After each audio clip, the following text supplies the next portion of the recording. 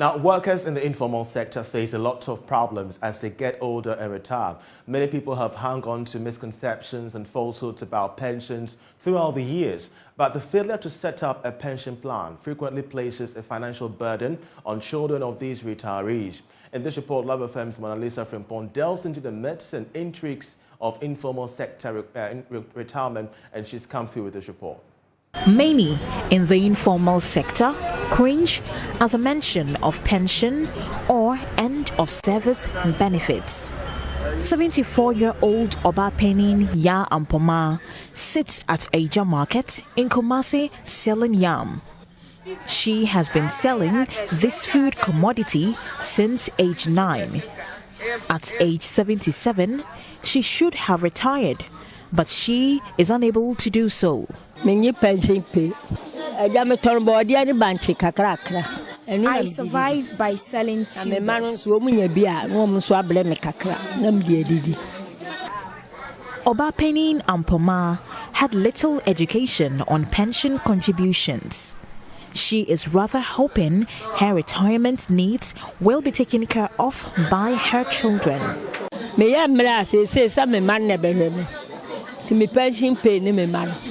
My children are my end-of-service benefits.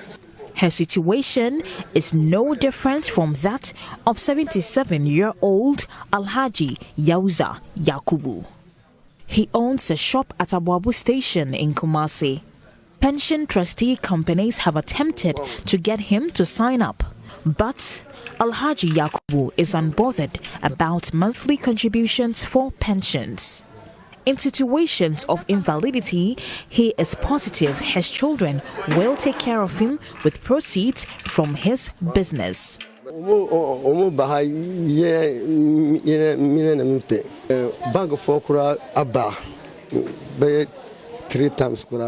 Pension fund management companies have tried to convince me, but I have refused to give in.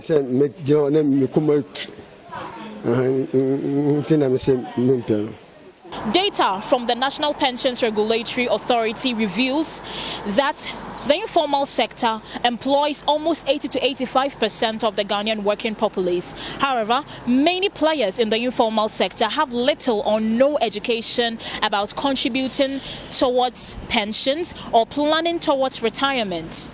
And this causes most of them to live below the poverty line during their old age. Retirees without any awaiting retirement funds become financially dependent on their children. 23-year-old Saidu Fusaini is a trotro mate at Tech Junction. He earns 30 cedis daily, but is forced to share with his ailing mother.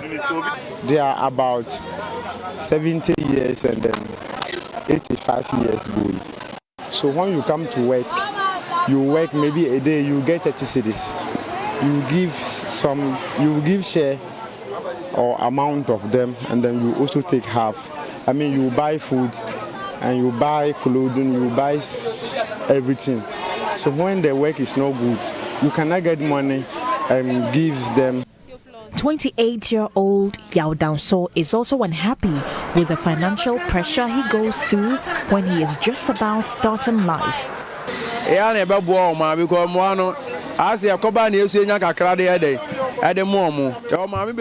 parents are living in bad conditions, but we split our income.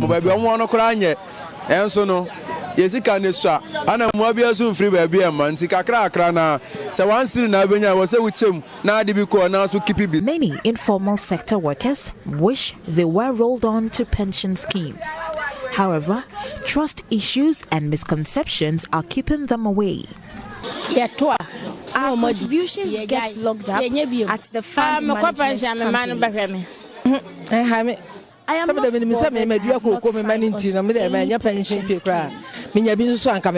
The misconception has posed a challenge to efforts of governments and agencies to extend the coverage of pensions to the informal sector workers.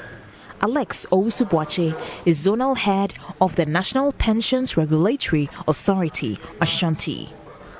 Well, before we started, there was contribution 0. And it went up 1%, 2, 3, 4, now it's 6%. And we are aiming at 40%. If you are able to get that 40% by 2026, that would be very, very huge. And that's Melissa Frimpon's detailed report on informal sector pensions. That's how we end Marketplace as well. For more news, please log on to myjoyonline.com. I'm Charles Aite. Many thanks for watching.